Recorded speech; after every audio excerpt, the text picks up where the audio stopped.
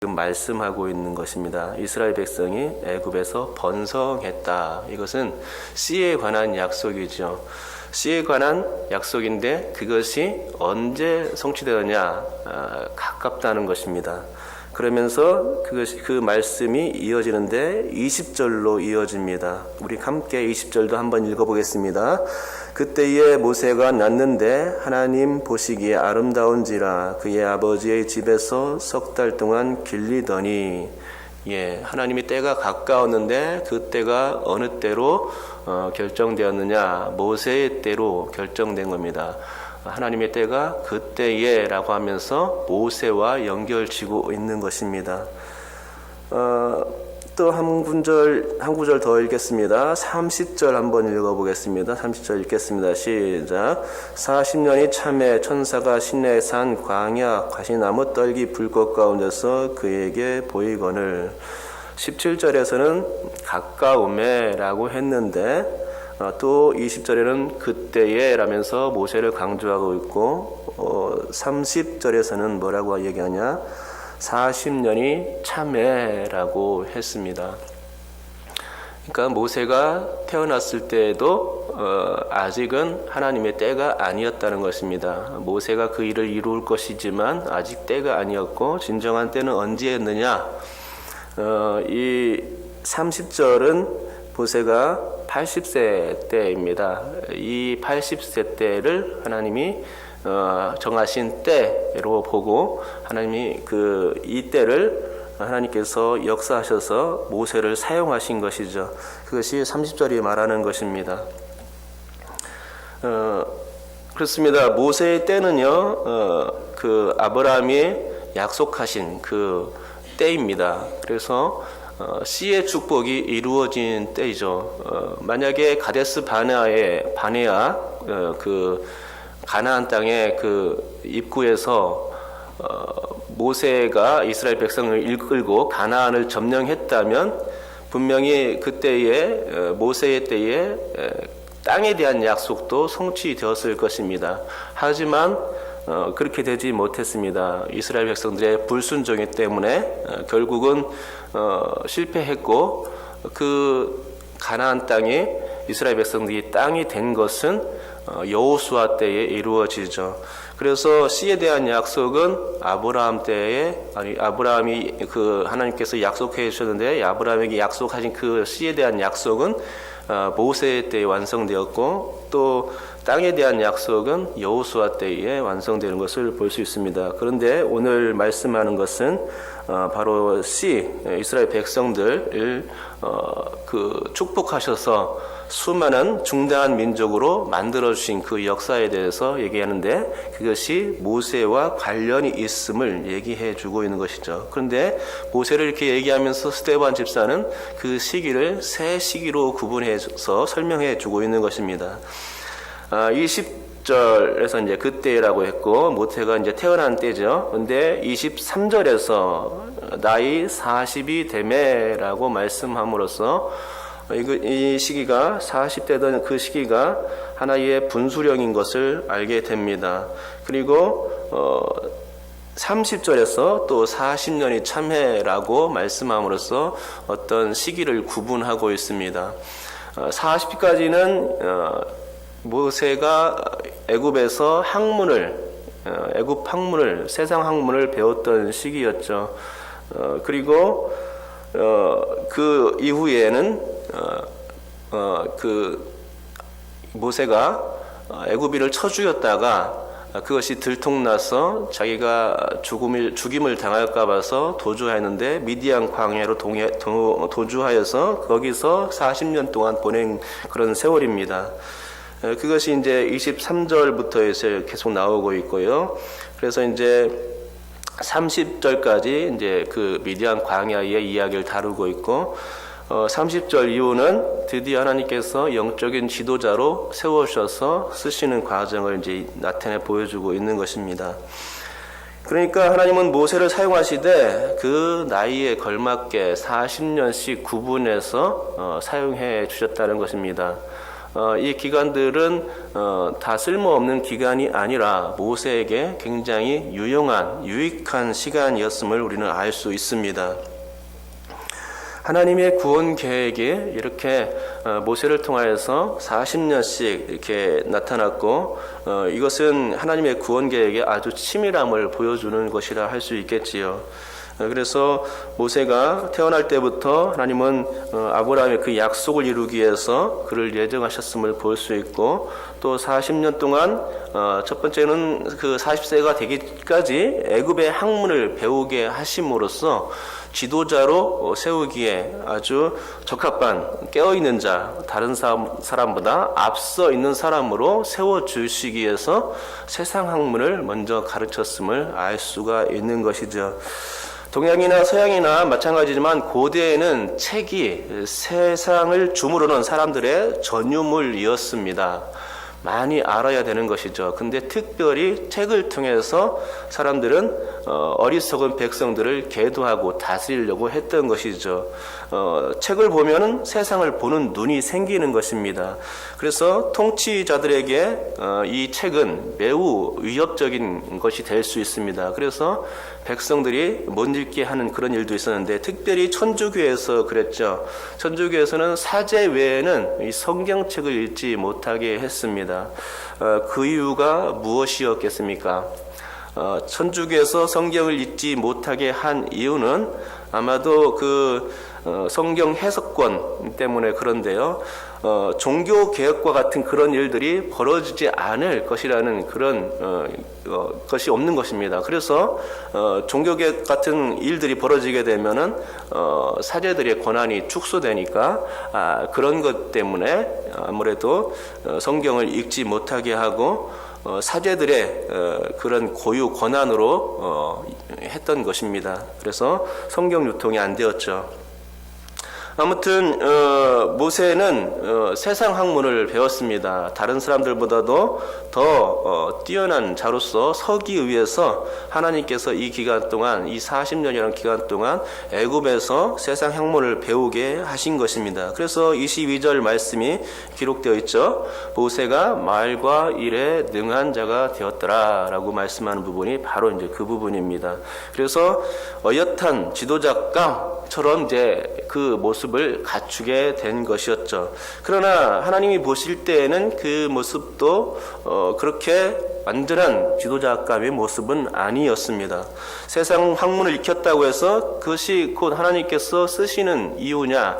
그렇지는 않다는 것이죠. 곧바로 쓰시질 않았습니다. 40년이 되었을 때, 40세가 되었을 때 모세가 그 세상 학문을 가지고 또 이스라엘 백성들을 그 긍휼히 여기는 마음을 가지고 이스라엘 백성들을 도우려고 그 애굽인을 쳐 죽였지만 그것은 그 이스라엘 백성들을 그 구원해낼 수 있는 그런 역할이 되지 못했던 것입니다. 결코 세상 학문을 가지고서는 하나님의 큰 일을 할 수 없다는 것을 비로소 모세는 그때 깨달았던 것입니다.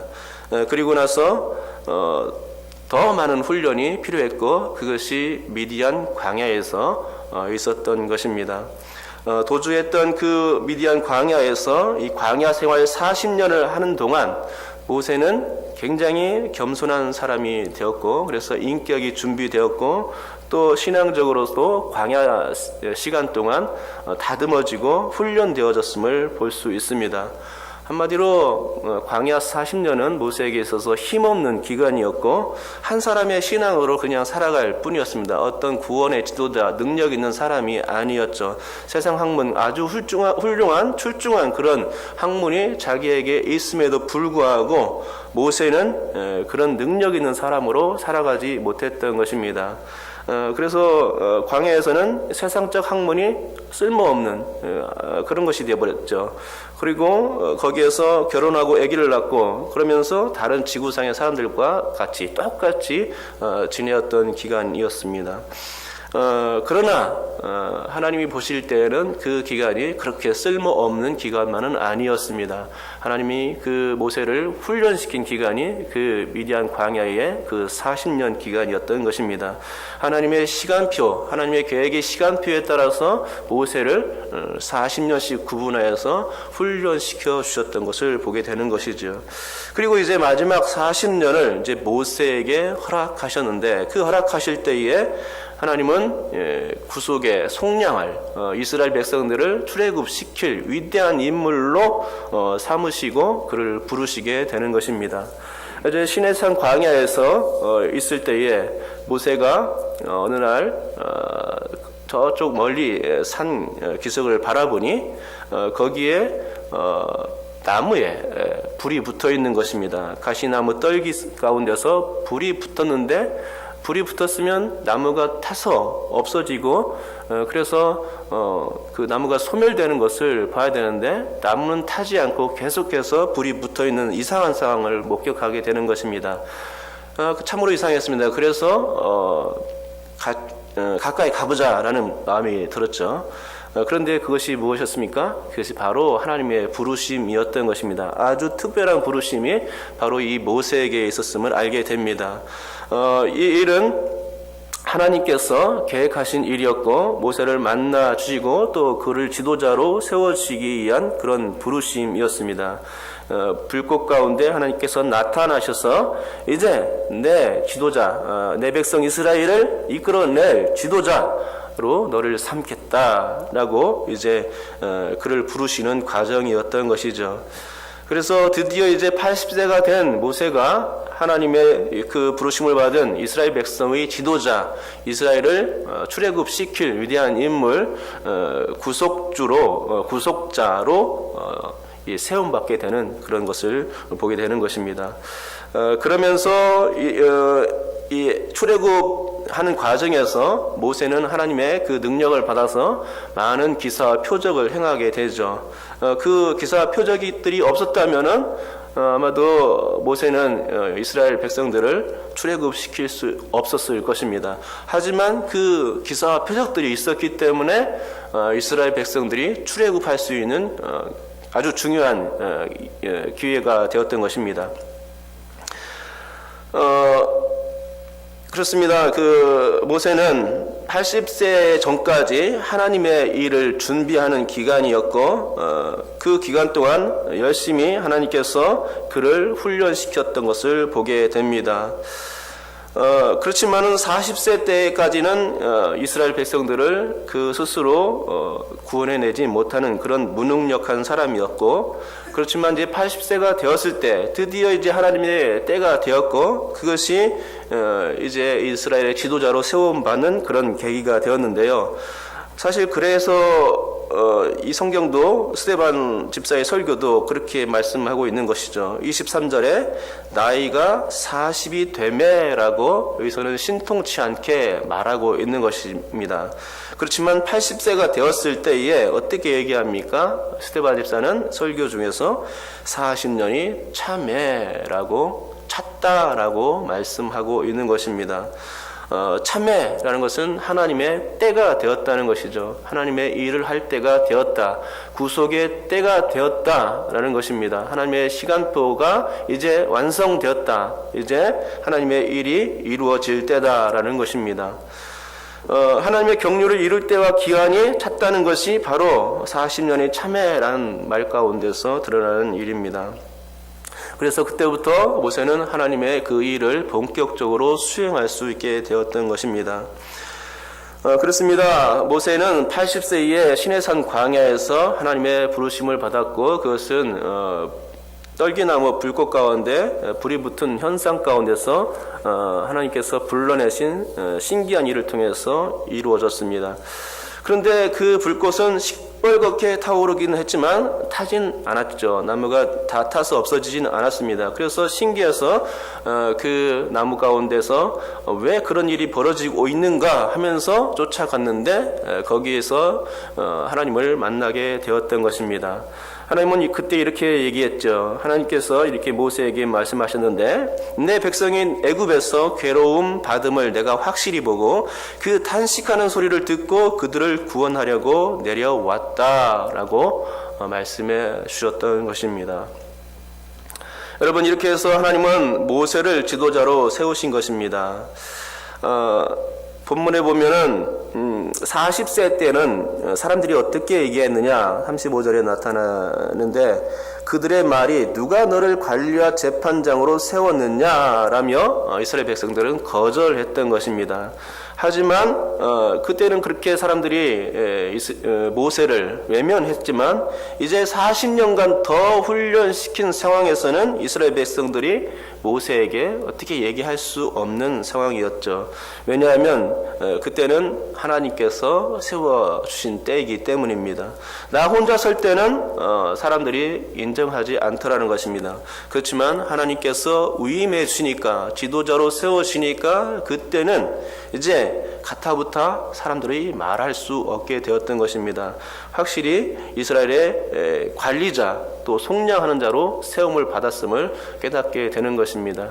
하나님의 일은 하나님께서 해 주셔야 됩니다. 인간이 자신의 능력 가지고 할 수가 없는 일입니다. 세상 학문 아주 출중하고 다른 사람보다 더 뛰어나도 그것 가지고서는 되지 않습니다.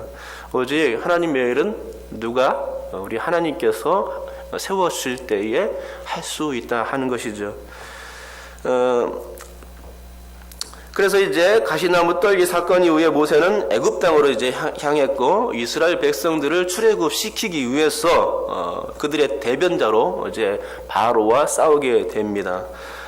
그러나 바로가 이스라엘 백성들을 보냅니까? 보내지 않습니다. 자기 나라 가운데서 국고성 비동과 라암센을 지키기 위해서 이스라엘 백성들을 이렇게 고용하고 막 쓰고 그랬었는데 이스라엘 백성들이 빠져나가면은 누가 이런 일을 감당하겠습니까? 그러니까 결코 내주지 않는 것입니다. 그런 가운데서 모세를 통해서 10가지 재앙이 일어나게 되죠. 그러면서 드디어 이제 10번째 재앙이 되었을 때 장자의 죽음, 초태생이 다 죽어나감으로써 이게 안 되겠다라는 생각이 바로에게 들었고 드디어 이스라엘 백성들은 출애굽하게 되었지만 바로는 또 마음을 바꿔서 이스라엘 추격하게 됩니다. 그리고 홍해라는 막다른 골목에 이제 들어설 수밖에 없었습니다. 그럼 여기서 죽는 것입니까? 그렇지 않습니다. 하나님은 이스라엘 백성 가운데 계셨고 모세와 함께 하셨습니다. 그래서 하나의 기적이 예비되었는데 모세를 통해서 그런 기적이 예비되었습니다. 곧 홍해가 갈라지는 역사가 있게 된 것입니다. 모세가 지팡이를 들어서 하늘을 향해서 들자 물이 밤새도록 갈라져서 이스라엘 백성들이 이 홍해 그 깊고 넓은 바다를 건너갈 수 있게 되었던 것입니다. 아직 또 그 홍해가 갈라져서 이게 이제 이스라엘 백성들이 다 넘어가는 그런 상황 가운데서 추격했던 애국 군대가 이제 쫓아올 거 아닙니까? 그런 상황 가운데서 애국 군대도 마찬가지로 이 홍해를 건너려고 했습니다. 그러나 어떻게 됩니까? 애국 군대는 그 홍해 바다에 물이 사방에서 덮쳐버림으로 인해서 수장되어 몰살될 수밖에 없었던 것이죠. 그 기적을 통해서 하나님이 우리와 함께 하시는구나 라는 것을 발견하고 이스라엘 백성들은 그때 하나님을 찬양하지 않을 수밖에 없었던 것입니다. 하나님을 찬양하는 역사, 하나님께서 이루신 그 모든 것들을 영광 돌리며 그런 찬양하는 그런 일들을 이스라엘 백성들이 하게 되는 것을 보는데요. 이런 모습들, 그러니까는 그 10가지 재앙을 통해서 이스라엘이 애굽을 무력하게 했고 또 홍해의 기적을 통해서 이스라엘을 살리셨고 또 불기둥과 구름기둥을 통해서 이스라엘을 계속해서 보호하시는 이 일들이 고대 근동 지역에 퍼져나갔던 것을 보게 됩니다. 그러면서 어떤 것이 나타나느냐, 누가 참신인가 라는 것이 나타나는 것입니다. 사실 애굽에 내린 그 10재앙은 이스라엘 신인 하나님이 애굽의 신, 그 열 신과 싸우는 그런 그 모습입니다. 그런데 그 10번의 싸움에서 누가 이겼느냐? 하나님께서 승리하신 것이죠. 이스라엘이 그래서 하나님께서 이스라엘을 도우신다 하는 것을 주변 여러 나라들이 그것을 깨닫게 된 것입니다. 하나님이 살아계시고 그 하나님이 이스라엘과 함께 하시는구나 하면서 이스라엘을 두려워했던 것이죠. 그것이 어떤 것을 통해서 나타난 것이죠? 표적과 기사를 통해서 그렇게 알게 된 것입니다. 표적과 기사가 없었다면 아마도 출애굽이 없었을 것입니다. 그렇지만 하나님은 이스라엘과 함께 하실 때에, 모세와 함께 하실 때에 표적과 기사를 나타내 주셨고, 그 표적과 기사를 통해서 출애굽의 구속의 사건이 있었을 뿐만 아니라 그 사건을 통해서 하나님 자신이 진정한 참신임을 드러내 주셨던 것입니다. 여러분, 오늘 스데반 설교의 포인트가 바로 여기에 있습니다. 모세는 표적과 기사를 행하는 그런 사람이었던 것입니다. 그 표적과 기사를 통해서 그가 한 일은 하나님을 나타내는 일이었습니다. 하나님이 정말로 그 표적과 기사 가운데 나타나시고 우리의 하나님이고 위대한 분이시다 라는 것을 이 기사가 증명해 줬던 것이죠. 애굽 신은 다 가짜요, 벙어리 신이다, 그것은 능력 없는 신이고 귀머거리 신이다 라는 것을 보여주었던 것입니다. 모세를 통해서 하나님이 어떤 분이심을 세상에 광고하는 홍보와 판촉의 일이 진행되었던 것을 보게 되는 것입니다. 그러니 당연히 고대 근동의 여러 나라들이 이스라엘 백성들을 두려워할 수밖에 없었겠지요. 특별히 대표적인 예가 있죠. 모압왕입니다. 모압왕 발락이 이스라엘 두려워해가지고 이스라엘 어떻게 하면 무력하게 만들까 하면서 저주하게 하려고 했습니다. 저주를 부으려고 했죠. 그래서 발람 선지자를 세웠고 저주하게끔 했습니다. 그러나 발람 선지자가 전주했습니까? 저주하지 않았습니다. 왜냐하면 하나님께서 이스라엘 편이인 것을 이 발람 선지자도 그것을 보았기 때문입니다. 그래서 결국 저주는 이스라엘에게 내려지지 않았죠. 예, 그렇습니다. 하나님이 참 신이라는 것을 이 그 표적과 기사가 나타내 주었고 끝까지 하나님은 이스라엘 편이 되어 주었음을 보게 되는 것이죠. 이제 결론을 맺겠습니다. 성경이 말하는 때는 구원과 관련된 때입니다. 그런데 스데반의 설교에서는 때를 그 모세에게 적용하고 있는 것을 보게 됩니다. 모세에게 적용되는 때는 구원을 위한 때였고 또 지도자로 세워서 출애굽하게끔 하는 그런 때였습니다. 하나님의 뜻이 바로 그때 있었고 이 중대한 민족 씨의 완성이 그 약속이 성취된 그 시점에서 모세를 통해서 출애굽을 단행하셨던 것입니다. 이제 그런 가운데서 특별히 출애굽의 그 가장 큰 역할을 감당했던 것이 표적과 기사들이었죠. 그 표적과 기사들은 살아계신 하나님을 나타내시는 또 구원의 징표였습니다. 그렇다면 스데반은 왜 이렇게 모세의 때와 구원의 사역과 그로 인한 표적과 기사를 이렇게 강조하고 있는 것일까요? 예, 그것은 바로 다름 아닌 예수 그리스도를 나타내기 위함입니다. 저 무지한 대지사장과 공회원들이 제발 예수님을 알기를 원했던 것입니다. 그래서 모세의 때에 관해서 얘기해 준 것입니다. 모세의 때는 바로 구원의 때인 것이죠.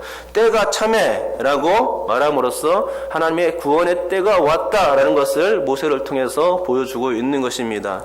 예수님의 때도 마찬가지죠. 예수님의 때도 때가 참에 예수님께서 이 땅에 오셨고 때가 참에 공생의 사역을 감당하셨고 때가 참에 이제 십자가에 죽으셨고 또 성령의 역사가 일어났으며 때가 참에 주님께서 부활하시는 그런 역사, 구원의 역사가 일어나게 된 것입니다. 또한 그것과 마찬가지로 그것과 더불어서 무엇이 있느냐?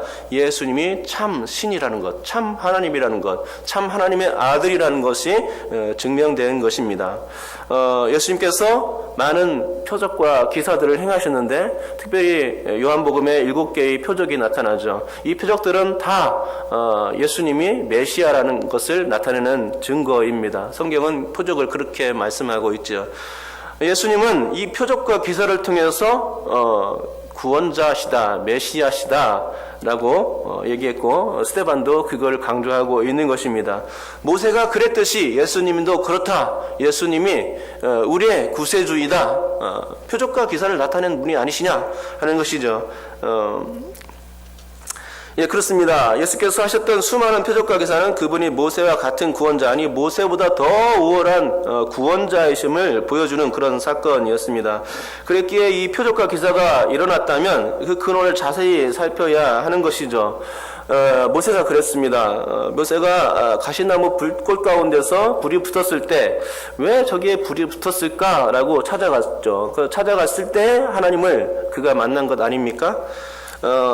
만약 대제사장과 공회원들이 정말로 예수님이 어떤 분인가를 알고 하려면 예수님께서 표적과 기사 가운데 그 모든 행적들을 나타내실 때에 그게 왜 일어나는가 가까이 가보고 기대를 품었어야 합니다. 그렇지만 그들은 그렇게 하지 않았습니다. 예수님을 멀리서 바라보면서 예수님을 매도하고 예수님을 죽음으로 몰아갔던 것입니다. 예수님을 결코 인정하지 않았던 것이죠. 자신들의 그 고자세를 계속해서 유지했던 것을 보게 됩니다. 바로 이 부분이 바로 스데반이 질타하는 부분입니다. 사도들과 심지어 스데반 집사를 통해서도 계속해서 표적과 기사를 행해지는 것을 저들은 알고 있었지만 귀를 막고 하나님의 역사를 부정했던 것을 보게 됩니다. 여러분, 지금도 지구촌 곳곳에서는 하나님의 그 구원 역사를 위하여서 표적과 기사가 많이 행해지고 있습니다. 특별히 선교지에서는 그런 일이 자주 일어나고 있죠. 그런 표적과 기사를 통해서 하나님이 살아계심을 깨닫고 믿는 일이 생기는 것입니다. 그것은 바로 이 표적이 기사가 하나님의 구원의 때인 것을 알 수 있다는 것입니다. 이 표적과 기사가 바로 우리 주변에 나타나야 되겠습니다. 우리 죽어가는 영혼들, 특별히 오늘 VIP 영혼 예수 축제가 있는데요. 이 축제 때에 정말로 많은 사람들이 구원받을 수 있는 주님께서 그들을 품을 수 있는 귀한 시간이 될 수 있기를 바랍니다. 우리의 가족과 친지들, 가까운 이웃과 친구들, 직장 동료와 선후배들, 그들에게 하나님의 구원의 때가 허락되어지게 도와주시옵소서라고 우리가 그들을 위해서 기도하는 시간이 될 수 있어야 되겠습니다. 이것이 바로 스데반의 마음이었습니다. 자신을 질타하고 또 예수님을 질타했던 그 대제사장과 유대인들을 향하여서 그들이 진정으로 예수님을 알고 구원받기를 바라는 간절한 마음이 바로 스데반의 그런 설교였던 것입니다. 우리가 바로 오늘 그 마음을 배울 수 있어야 되겠습니다. 영혼들을 사랑하는 마음, 정말로 우리를 매도하는 원수라도 그들을 사랑하는 마음을 가지고 그들에게 정말로 복음을 전하기 위해서 애쓸 수 있는 우리가 되어야 하는 것입니다. 이 마음을 품을 수 있기 바랍니다. 스데반의 마음을 품고 오늘도 살아가게 하시고 오늘도 귀한 초청 행사가 있게 도와주시옵소서. 우리 다 같이 기도하는 마음으로 이 시간 마무리합니다. 다 같이 기도하겠습니다.